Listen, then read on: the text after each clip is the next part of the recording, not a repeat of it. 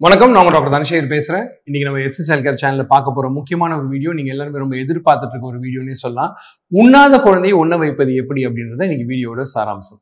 So குழந்தைங்க பொதுவாக பார்த்தீங்கன்னா, என்னுடைய கிளினிக்கா இருக்கட்டும், என்கிட்ட கமெண்ட் செக்ஷன்ல இருக்கட்டும், இல்லை வந்து பதிவு பண்ணவங்க எல்லாருமே கேட்கக்கூடிய ஒரு கேள்வி, ஏன் குழந்தை சாப்பிட மாட்றான், எப்படி சார் சாப்பிட வைக்கிறது அப்படின்னு.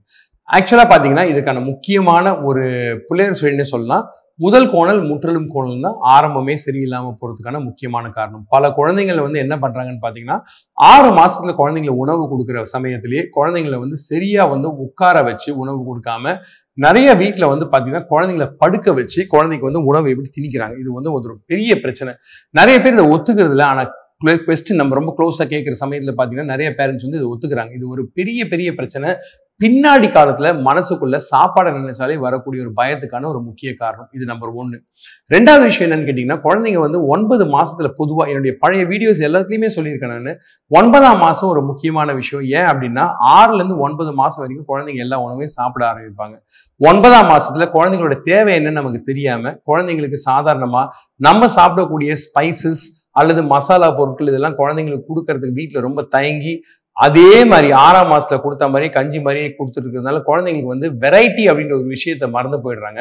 அதனால நிறைய பேரண்ட்ஸ் என்ன பண்றாங்கன்னா, அந்த வெரைட்டி இல்லாம குழந்தைங்களுக்கு வரட்டா, அதாவது ட்ரையா, நான் ஸ்டிக்கி, பிசுபிசுப்பு இல்லாத உணவுகள் தான் 9ஆம் மாசத்துல பிடிக்கும்.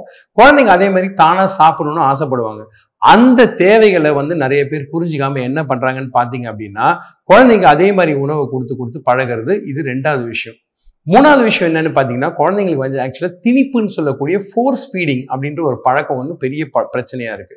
ஸோ இந்த ஃபோர்ஸ் ஃபீடிங் என்ன அப்படின்னு கேட்டீங்கன்னா, நீங்க உணவு கொடுக்குற சமயத்துல ஒரு உதாரணத்துக்கு கையில உணவு கொடுக்குறீங்களா இருந்தா, குழந்தைக்கு நீங்க வாயை திறந்து அந்த குழந்தைக்கு நீங்க உணவு கொடுக்குற சமயத்துல உங்களுடைய விரல் வந்து குழந்தையோட உள்நாக்குல பட்டுச்சு அப்படின்னா குழந்தைக்கு உடனே ஒமட்ட ஆரம்பிக்கும். இந்த ஒமட்டல வந்து நிறைய பேர் உதாசீனப்படுத்தி குழந்தையோட வாயையும் தலையும் இப்படி பிடிச்சி சாப்பாடை திணிக்க ஆரம்பிக்கிறாங்க. இதுதான் ஃபோர்ஸ் ஃபீடிங்ல ஒரு முக்கியமான விஷயம். இது பின்ன காலத்துல என்ன பிரச்சனையா மாறுது அப்படின்னு பாத்தீங்கன்னா, அவர்ஷன் அப்படின்னு சொல்லுவாங்க. இது வந்து உணவு அவர்ஷன், உணவுல வந்து பிடிக்காம போறதுக்கான முக்கியமான காரணம். 4வது விஷயம் என்னன்னு பாத்தீங்கன்னா, இந்த மாதிரி குழந்தைங்களுக்கு ஃபோர்ஸ் ஃபீடிங் பண்ண அந்த குழந்தைங்க வந்து வாயில வந்து ஃபுட்டை அப்படி ஆக்சுவலா இப்படி வச்சுக்குவாங்க வாயை. ஒன்று லிப்பை வந்து அப்படி சீல் பண்ணி வச்சுக்கிறது ஒன்று.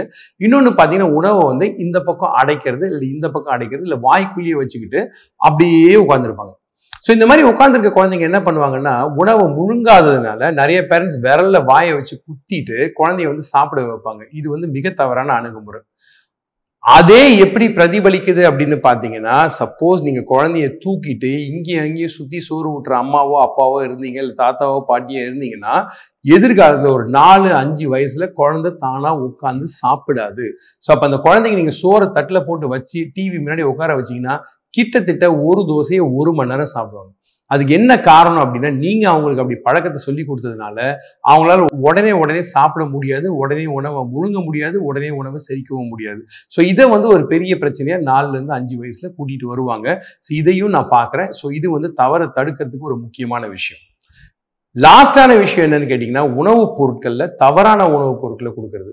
அதாவது எப்படின்னு கேட்டீங்கன்னா, தவறான உணவுப் பொருட்கள் என்னன்னு கேட்டீங்கன்னா, குழந்தைக்கு உணவு பதத்தை தவறா கொடுக்குறது. ஒரு உதாரணத்துக்கு, சரி 6ஆம் மாசத்துல அரிசி கஞ்சி கொடுக்குறீங்க, ஓகே, ஒன்றும் பிரச்சனை இல்லை.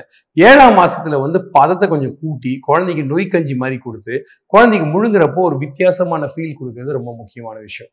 3வது விஷயம் என்னன்னு பாத்தீங்க அப்படின்னா, குழந்தைங்க சாப்பாடு அதே அரிசியை நம்ம கொடுக்குறோம் அப்படின்றப்போ ஒரு 9ஆம் மாசத்துல குழந்தைக்கு ஒரு பிரிஞ்சி சாதமாவோ, தேங்காய் சாதமாவோ அல்லது ஒரு வெஜிடேரியன் ஃப்ரைட் ரைஸோ வீட்டுல பண்ணி கொடுத்தீங்கன்னா 8-9 மாசத்துல குழந்தைங்களுக்கு ஸ்பைஸாவும் சாப்பிட்ட மாதிரி இருக்கும். 10ஆம் மாசத்துக்கெல்லாம் குழந்தைங்களுக்கு சாதாரணமாகவே பார்த்தீங்கன்னா அரிசி மேல பிடிப்பு வராது. அதற்கான முக்கியமான காரணம் என்னன்னா, வெறையா இருக்கிறதுனால குழந்தைங்க உணவை தொட்டு சாப்பிட்றப்போ அந்த டெக்ஸ்சர் அவங்களுக்கு பிடிக்காது, சாப்பிட மாட்டாங்க. ஸோ அந்த குழந்தைங்களுக்கு நீங்க அரிசியை வேற வடிவத்தில் கொடுக்கும். ஒரு எக்ஸாம்பிள் பார்த்தீங்கன்னா, நூடுல்ஸ் கொடுக்கலாம், பாஸ்தா கொடுக்கலாம். நீங்க வந்து அதே வந்து அரிசியில வந்து தோசை நல்லா மொறுமொறுப்பா சுட்டு கொடுக்கலாம், இல்லை இடியாப்பம் கொடுக்கலாம். ஸோ இதெல்லாம் வந்து பாத்தீங்கன்னா நம்ம ஊரை பொறுத்த வரைக்கும் அரிசி சோறு என் குழந்தை சாப்பிடல அப்படின்னு சொல்லுவாங்க. ஸோ அதையும் நீங்க அந்த மனப்பக்குவத்தையும் கட்டாயம் மாற்றும். ஸோ ஆரம்பத்தில் இருக்கக்கூடிய இவ்வளவு பிரச்சனைகளையுமே நம்ம ஒழுங்கா சரி பண்ணலைன்னா பின்ன காலத்துல குழந்தை சாப்பிடாது அப்படின்றது தான் நம்ம டாக்டர்ஸ் கிட்ட வரக்கூடிய முக்கியமான விஷயமே. ஸோ இவ்வளவு பிரச்சனை இருக்கு சார், என் குழந்தை சாப்பிட மாட்டுது சார், இந்த பிரச்சனையை எப்படி சரி பண்ணலான்னு தானே உங்ககிட்ட பார்த்தோம், அதுதானே உங்க வீடியோக்கு வந்தோம் அப்படின்னு கேட்டீங்கன்னா, இந்த பிரச்சனைக்கான சொல்யூஷன் தான் இந்த வீடியோட செகண்ட் பார்ட். தொடர்ந்து பாருங்க, கமெண்ட் செக்ஷன்ல பதிவு பண்ணுங்க. அடுத்த எபிசோட்ல இந்த பிரச்சனைகளை எப்படி சால்வ் பண்ணலாம்னு சொல்ல போறேன். கீப் வாட்சிங். நன்றி, வணக்கம். டாக்டர் தனசேகர்.